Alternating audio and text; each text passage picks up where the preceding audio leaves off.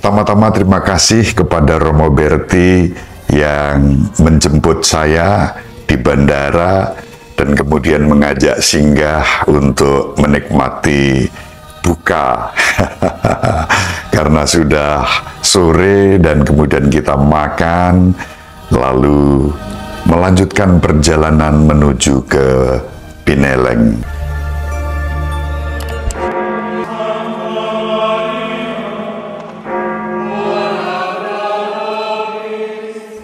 Dominus vobiscum.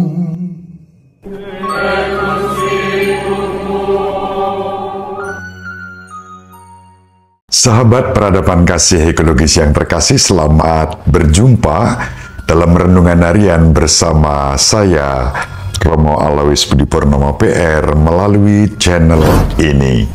Semoga panjenengan selalu sehat, tetap semangat tanpa sambat, dan selalu bahagia, kebahagiaan yang bersumber dari Tuhan Allah kita.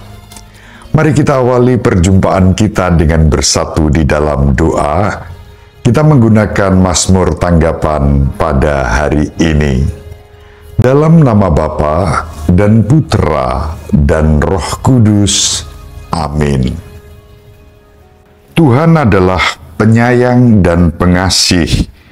Pujilah Tuhan, hai jiwaku, pujilah namanya yang kudus, hai segenap batinku. Pujilah Tuhan, hai jiwaku. Janganlah lupa akan segala kebaikannya. Dialah yang mengampuni segala kesalahanmu, yang menyembuhkan segala penyakitmu. Dialah yang menebus hidupmu dari liang kubur, dan memahkotai engkau dengan kasih, setia, dan rahmat. Tidak terus-menerus ia murka, dan tidak untuk selamanya ia mendendam.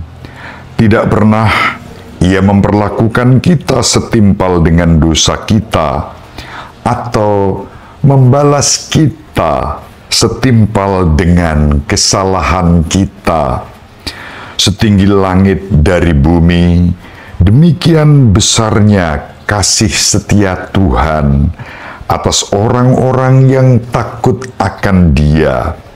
Sejauh timur dari barat, demikian pelanggaran-pelanggaran kita dibuangnya. Kemuliaan kepada Bapa dan Putra dan Roh Kudus, seperti pada permulaan, sekarang, selalu, dan sepanjang segala abad. Amin. Tuhan adalah penyayang dan pengasih. Dalam nama Bapa dan Putra dan Roh Kudus. Amin. Sahabat peradaban kasih ekologis yang terkasih, mari kita baca Injil pada hari ini, Injil Lukas bab 15 ayat 1-3, dilanjutkan ayat 11-32. Para pemungut cukai dan orang-orang berdosa biasa datang kepada Yesus untuk mendengarkan Dia.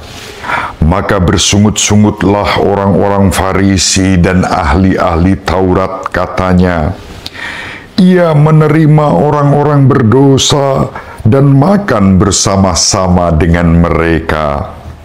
Maka Yesus menyampaikan perumpamaan ini kepada mereka. Ada seorang mempunyai 2 anak laki-laki. Kata yang bungsu kepada ayahnya, "Bapa, berikanlah kepadaku bagian harta milikku yang menjadi hakku." Lalu ayahnya membagi-bagikan harta kekayaan itu di antara mereka. Beberapa hari kemudian, anak bungsu itu menjual seluruh bagiannya itu, lalu pergi ke negeri yang jauh. Di sana ia memboroskan harta miliknya itu dengan hidup berfoya-foya. Setelah dihabiskannya harta miliknya, timbullah bencana kelaparan di negeri itu, dan ia pun mulai melarat. Lalu ia pergi dan bekerja pada seorang majikan di negeri itu. Orang itu menyuruhnya ke ladang untuk menjaga babi. Lalu ia ingin mengisi perutnya dengan ampas yang menjadi makanan babi itu, tetapi tidak seorang pun yang memberikannya kepadanya. Lalu ia menyadari keadaannya, katanya, "Betapa banyak orang upahan bapakku yang berlimpah-limpah makanannya, tetapi aku di sini mati kelaparan. Aku akan bangkit dan pergi kepada bapakku dan berkata kepadanya, Bapa, aku telah berdosa terhadap surga dan terhadap Bapa. Aku tidak layak lagi disebutkan anak Bapa. Jadikanlah aku sebagai salah seorang upahan Bapa." Maka bangkitlah ia dan pergi kepada bapaknya. Ketika ia masih jauh, ayahnya telah melihat dia, lalu tergeraklah hatinya oleh belas kasihan. Ayah itu berlari keluar mendapatkan dia, lalu merangkul dan mencium dia. Kata anak itu kepadanya, "Bapa, aku telah berdosa terhadap surga dan terhadap Bapa. Aku tidak layak lagi disebutkan anak Bapa." Tetapi kata ayah itu kepada hamba-hambanya, "Lekaslah, bawa kemari jubah yang terbaik, dan pakaikanlah kepadanya. Kenakanlah cincin pada jarinya, dan sepatu pada kakinya. Dan ambillah anak lembu tambun itu, sembelihlah dia, dan marilah kita makan dan bersukacita. Sebab anakku ini telah mati dan menjadi hidup kembali. Ia telah hilang dan didapat kembali." Maka mulailah mereka bersukacita. Tetapi anaknya yang sulung sedang berada di ladang. Ketika ia pulang dan dekat ke rumah, ia mendengar bunyi seruling dan nyanyian tari-tarian. Lalu ia memanggil salah seorang hamba dan bertanya kepadanya, "Apa arti semuanya itu?" Jawab hamba itu, "Adikmu telah kembali, dan ayahmu telah menyembelih anak lembu tambun, karena ia mendapatnya kembali anak itu dengan selamat." Maka marahlah anak sulung itu, dan ia tidak mau masuk. Lalu ayahnya keluar dan berbicara dengan dia. Tetapi ia menjawab ayahnya, katanya, "Telah bertahun-tahun aku melayani Bapa, dan belum pernah aku melanggar perintah Bapa. Tetapi kepadaku belum pernah Bapa memberikan seekor anak kambing pun untuk bersukacita dengan sahabat-sahabatku. Tetapi baru saja datang anak Bapa yang telah memboroskan harta kekayaan Bapa bersama dengan pelacur-pelacur. Maka Bapa menyembelih anak lembu tambun itu untuk dia." Kata ayahnya kepadanya, "Anakku, engkau selalu bersama-sama dengan aku, dan segala kepunyaanku adalah kepunyaanmu. Kita patut bersukacita dan bergembira karena adikmu telah mati dan menjadi hidup kembali. Ia telah hilang dan didapat kembali. Demikianlah sabda Tuhan. Terpujilah Kristus.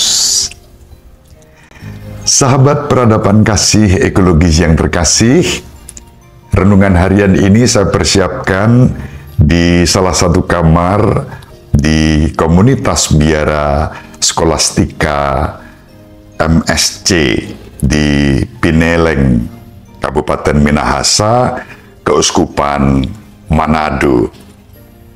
Saya berangkat dari Jakarta menuju ke Pineleng untuk besok menyelenggarakan bersama dengan Sekolah Tinggi Filsafat Seminari Pineleng yang mengundang saya untuk menjadi pembicara kunci dalam seminar dan lokakarya, juga FGD, Focus Group Discussion, dengan tema menimba inspirasi dari Bapa Suci Paus Fransiskus tentang iman, persaudaraan, dan bela rasa dalam rangka kerukunan dan kebangsaan.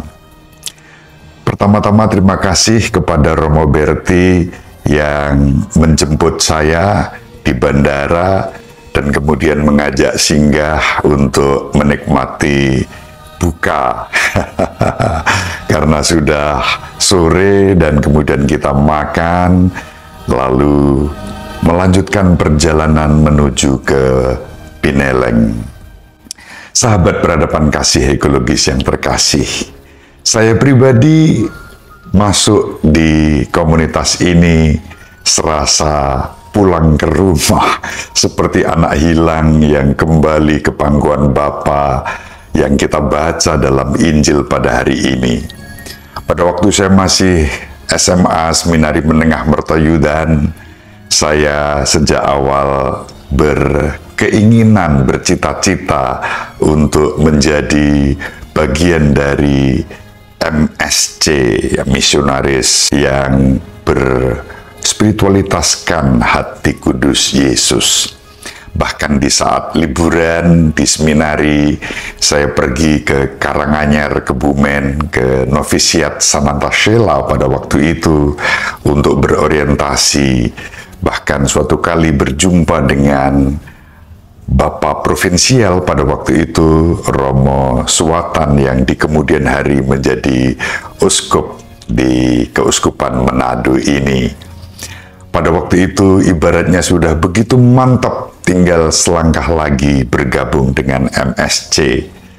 Dari kelas 0, kelas 1, kelas 2, kelas 3, cita-cita untuk menjadi bagian dari MSC itu berkobar dalam diri saya.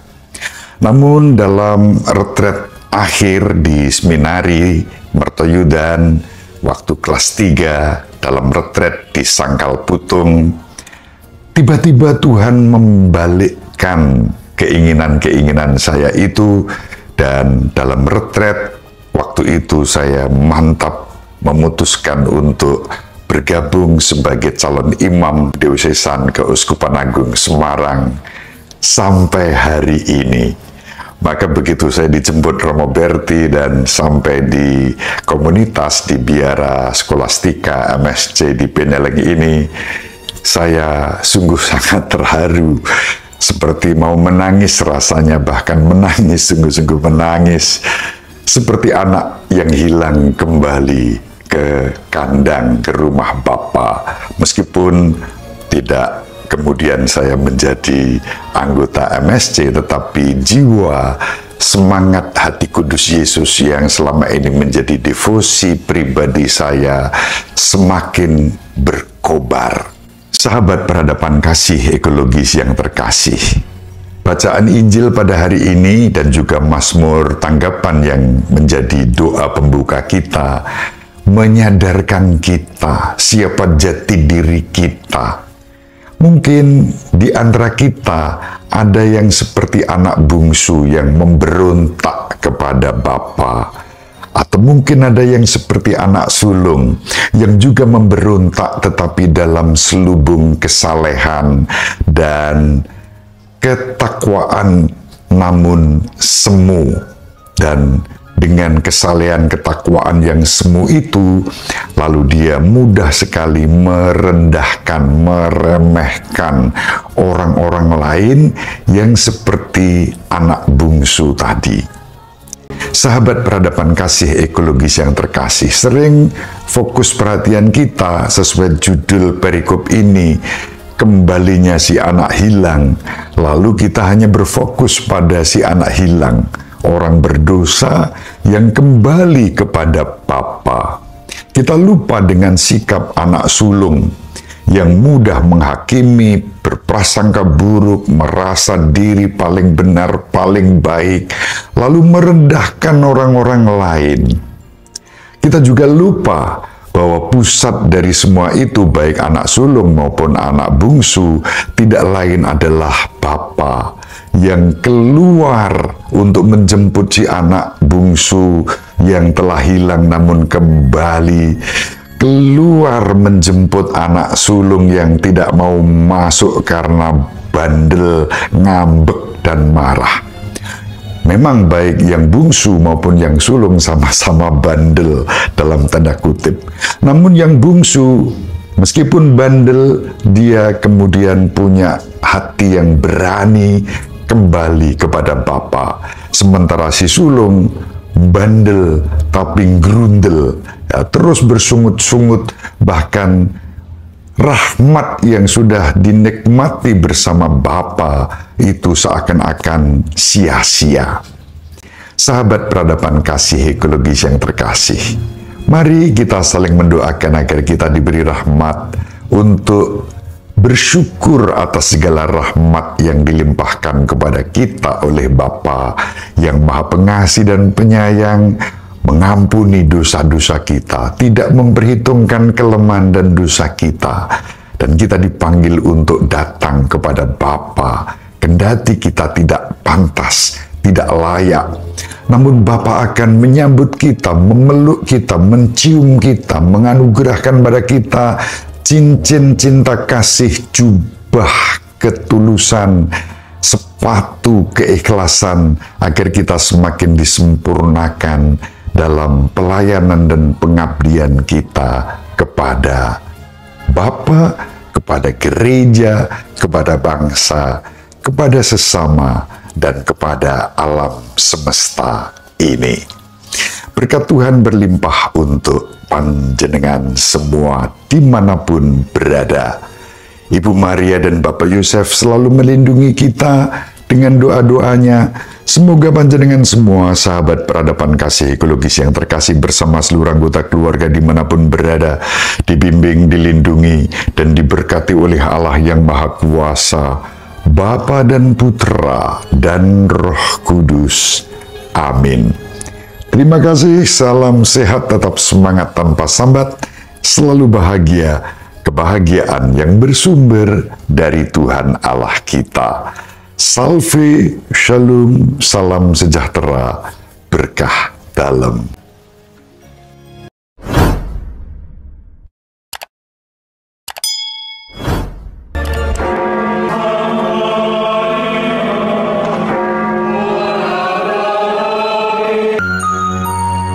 Sahabat peradaban kasih yang terkasih, sampai jumpa pada episode berikutnya. Terima kasih atas kebersamaan kita. Salam peradaban kasih ekologis, berkah dalam.